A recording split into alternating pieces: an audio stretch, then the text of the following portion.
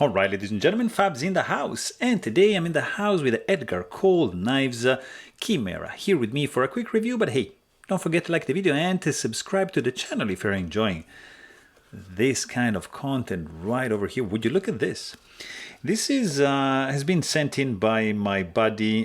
He's preferring to remain anonymous, but you know you are. So thank you very much for giving me the opportunity to check this guy out and to share it with the viewers. And guys, this is like a bulletproof case with some magnets. It's metal, it's solid, it's beautifully made. I love it, it's gorgeous. Like you can toss this guy like anywhere and it's gonna protect your knife beautifully. There's a pretty nice cutout foam going on over here, which is glued in, so this guy is not gonna move, it's not gonna go anywhere. Magnets over here. Look at the sound, like hear this.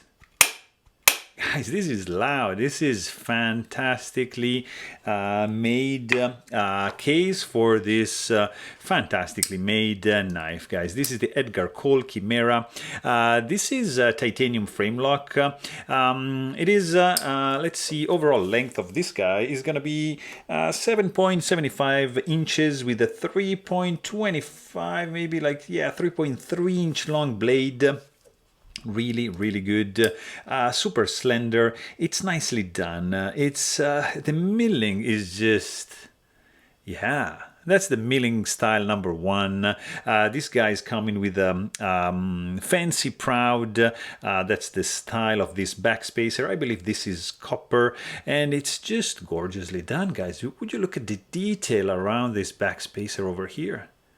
Look at these 4 holes going through, and then there's that, like you see, and they, boom, you can see from this side. So nicely done.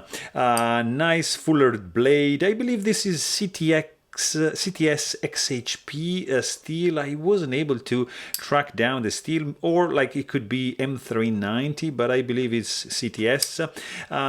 Drop point, fullered blade. This is a 3-tone finish, so you have some satin in the primary bevel, you've got some polished flats, and you've got looks like a sandblasted fuller. So really gorgeous finish going on in this titanium frame lock. Tip-up carry titanium 3D milled pocket clip.